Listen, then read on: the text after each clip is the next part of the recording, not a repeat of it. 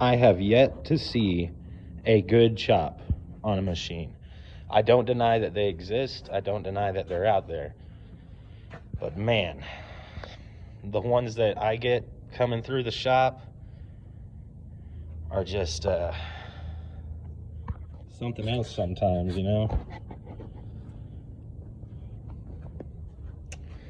This guy, the problem with the people that chop these machines is a lot of them don't know electrically what's going on. So you end up with wiring problems, and that's one of the things this one's here for. Another thing you end up with is the fuel tank that everybody makes ends up rubbing on those cables that come out of the top of the generator. Let me get a better look on this side. Right there. That's not good. You don't want those welding cables shorting out to the fuel tank itself. That'll cause mad problems. Another thing, this guy lost use of his grinder. I mean, this guy got charged $8,000 to chop this machine. And in my opinion, it is an opinion, the quality of the chop is just absolutely horrible. Look at this reactor. It's floppy. It's just laying on another small bracket right there. He chopped it and welded it.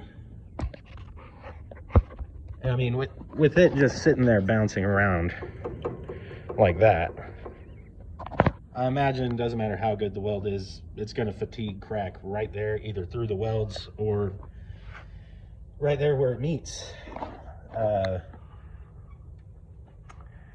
He deleted one of the fuel filters. I do remember that.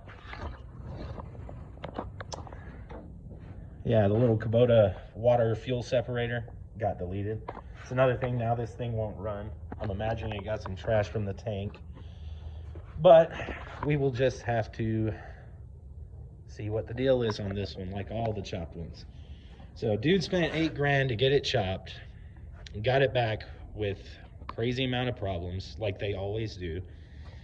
And now he's gonna spend who knows how much here getting everything right. At least the good thing about him chopping a diesel machine is it shouldn't overheat. If you chop the gas machine, chances are it's going to overheat. I've heard of a few that don't, but it's just, it's not a good idea. I mean, you want an inverter on your machine? Nah, man, that's not cool.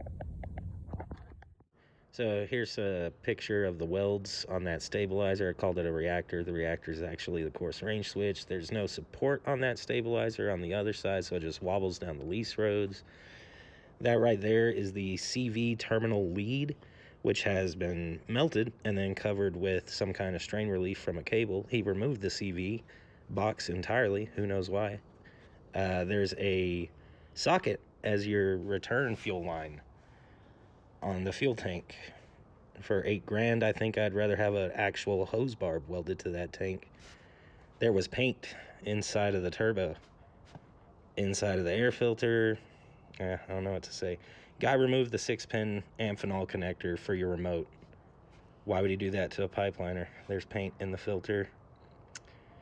These switches were all in the wrong location. Your wire feeder, voltmeter, polarity switch, the process switch, everything.